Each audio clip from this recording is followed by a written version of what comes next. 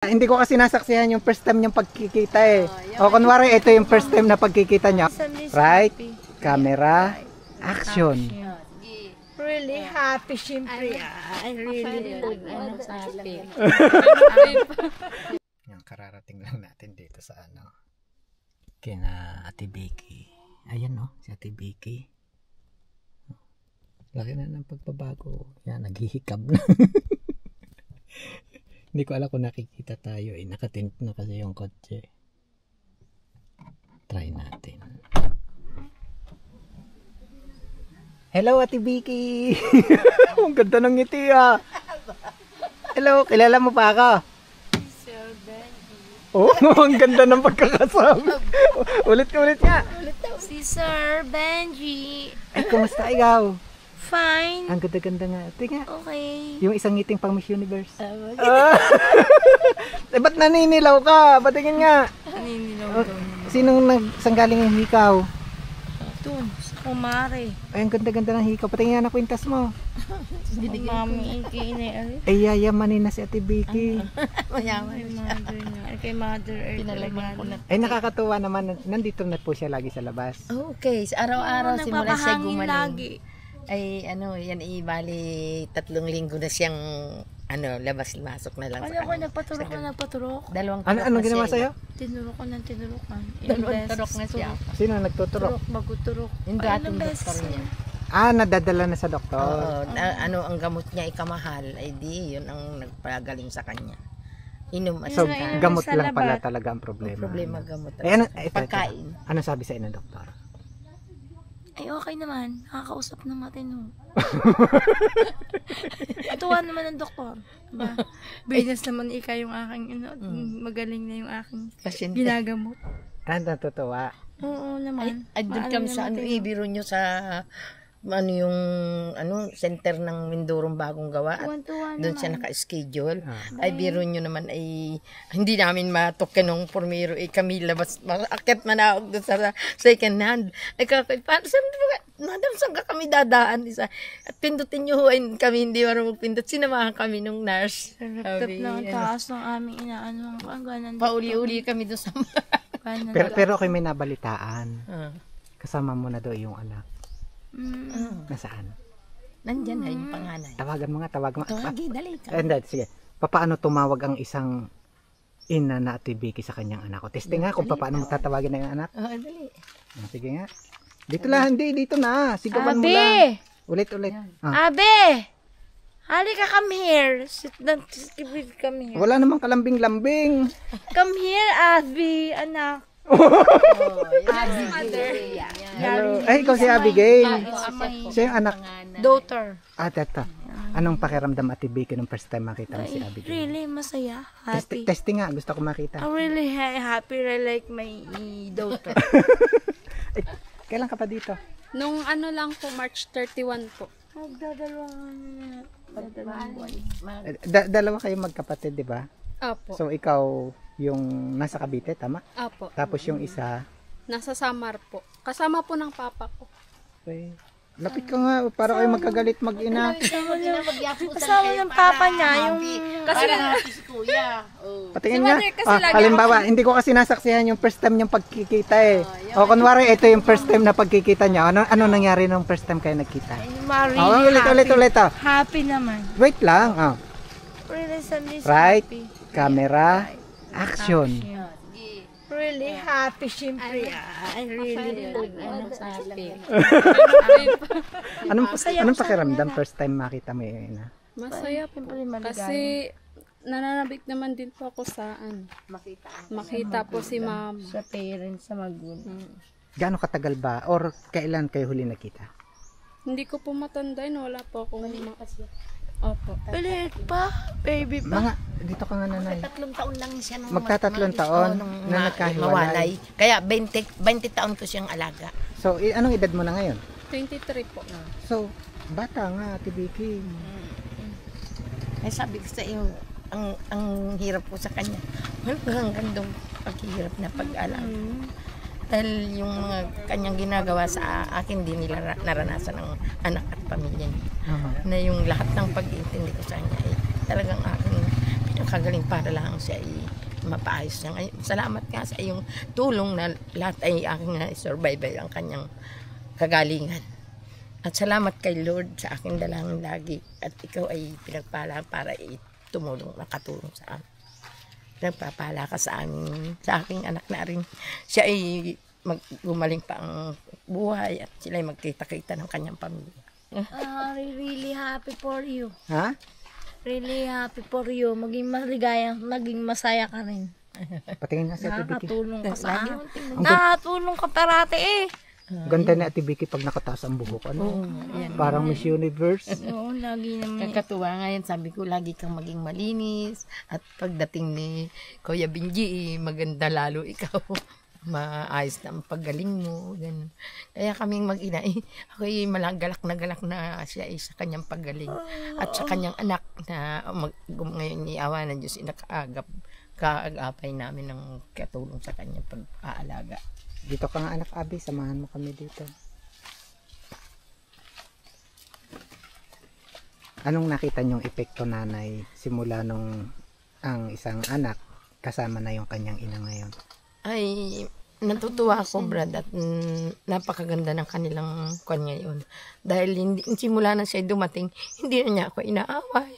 Hindi niya na ako, yung ibig sabihin, naaapi ako sa kanyang sa akin. Dahil yung naging mister ko nga ngayon, sinaktan niya hanggang ngayon siya naman ang masakit ang ganito. Sa simula na siya magkaganon. So, malaking tulong nakasama niya yung kanyang anak ngayon. Yun ang kagalingan, Brad, sa kanyang sarili ngayon. Na siya ay nakasama niya ang kanyang anak, nakabuti sa kanyang isip at puso't damdamin niya, nagalak siya. Nung pagkadating ko po, ginawa niya po akong baby. Na parang sabik po siya saan. Pag-alaga saan. Sana. Pag sinabing ginawang baby, paano? Nung pagkadating po kasi namin nung binigyan niya po ako nandun po kasi siya sa CR. Tinanggal niya yung yung sa pang baba po. Binigyan niya po ako ng panibagong damit, ganun. So parang isang bata talaga. Opo. Parang Nanabik din naman. Sa first time nagpangit na kami ay nanabik din.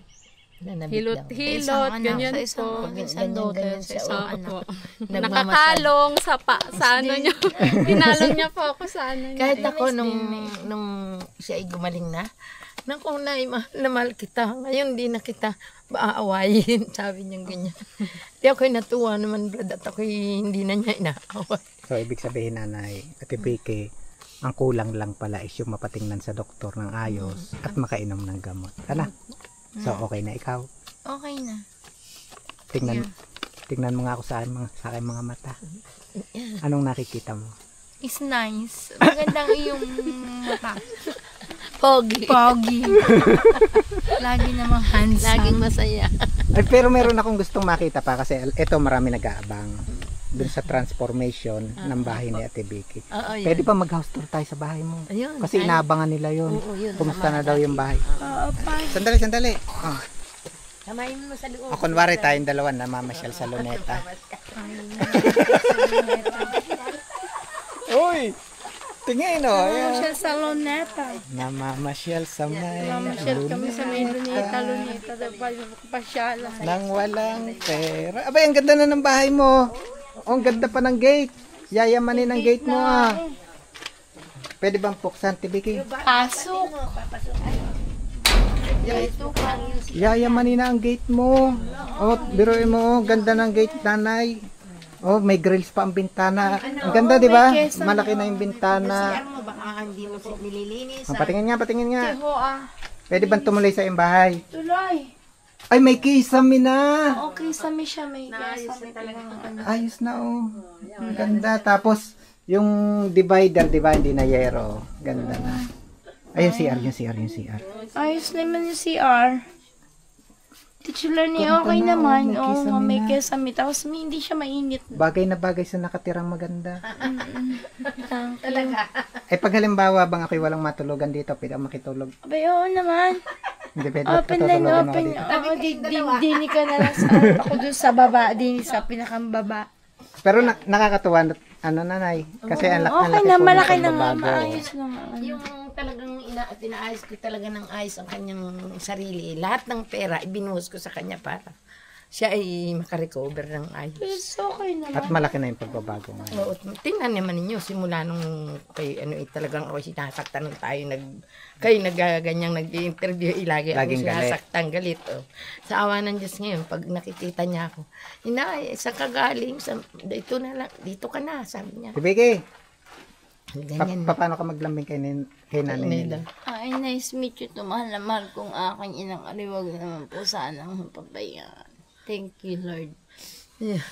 Ngayon siya na. Kawawa naman Ngayon ko ako. nadaman na talagang minahal niya ako nang siya yung maayos ayos ko ang kalagayan niya. Dahil noon ay talagang kaya siya galit sa akin.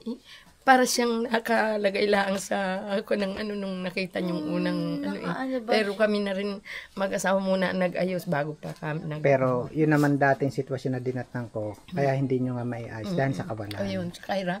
Kasi, di ba, kaya lang naman kayo nagkaroon talaga dati nung ganito, sabi nyo, inihingi nyo lang ng tulong. So, kung ano yung naibigay noon, yun na lang talaga.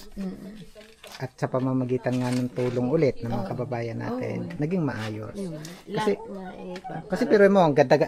Ate Vicky, ang ganda ng gate mo ah. Yan, isa gabi lang siya nagsasara. Maaraw-araw siya nasa labas. Nasa labas na siya lagi. Nung ayos na siya. Buksan niyo na ako. At wala, at yan, tulog lagi pati. Mainit ikaw. Alam mo, maganda ngayon siya. Lagi siya nakakatulog. Wala siyang naiisip na anuman. Tuloy-tuloy hanggang umaga. Malaking tulong na nasa maayos na sitwasyon na Ate Vicky. Kasama pa yung kanyang anak na yun. Abi. Laki. Yun yung tama, di ba yung sinasabi ng mga kababayan natin, kailangan ni Ate Vicky yung isang anak Anak para makatulong sa Agabay kanyang ng talaga. Gabay. Kaya sabi ko lagi dun sa anak, Ining, pinakailangan ng pangalagaan Okay, ng mainit. gusto ang mama mo sa dahilan ng inyong pagkahiwalay na hindi kayo nagkita, bata ka pa hiwalay. Kailangan ngayon, nagpangitan na kayo. Babawiin yung mga oras na nasayang, na hindi kasama si Abby. Yung mga oras na nasayang na hindi mo nilalambing si Nanay Nelia. Kasama na ng aking mamshi. Kawawa naman na naiwan niya. Kasama ng kanyang asawa. Lagi kasama ng kanya. Tingnan mo ulit ha. Tingnan mo. Ganda oh. Ganda nung Ganda nung sa gate pa lang oh, yayamanin na Ate Vicky. Sana ulit tema pagpasok oh, tema pagpasok. May kisame na. Oh. May kisame na yung bubong, hindi na mainit. Tapos ang ganda na ng higaan ni Ate Vicky. Ang kanyang CR, ang ganda na ng division. Tapos ito na, bahay na talaga. Ito yung kanyang CR, ito yung kanyang kwarto. May kisame na, di ba? Ang kulang, alam mo ko Ate Vicky kung anong kulang dito? Ano? Love life. Love Tama? Correct ka dyan. Ikaw ba iibig pang muli? Ha? Iibig ka pang muli. Tama na yung isa. Sino yung isang yon? Yung airpot nung yung aking anak na yun. Dadatingin daw sa Pupunta dito. Sabi? Ay, awan. Meron pa akong isang tanong. May pera pa kayo? Ang tanong daw inay. May pera pa kayo? Brad, wala. Ang natira lang talaga ay, matotoong buhay, 5K na lang. Yun na lang dito. Dahil lahat ay ginastos ko rin sa... Kasi nga, ito, pinaayos. Tapos yung... Aring mga bata. Yung kanyang anak para makapunta rito. Tapos, siyempre yung pagpapacheck up. Check up at doktor. Titingnan natin kung talaga magaling na si Ate Vicky. Buka ang kamay. Lalagyan natin ng laman ha. Hindi, lalagyan na ng isang tao na nalalaman. Para may panggastos pa rin ka. Para may panggastos ulit kayo. Ate Vicky? Oh, yeah. Para tuloy-tuloy yung pagpapagamot. Tuloy-tuloy ang paggaling. Ha? Ito na. Sabayan mo ako magbilang. Sige, yan.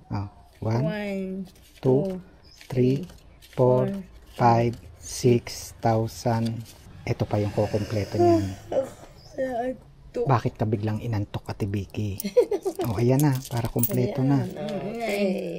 Thank you.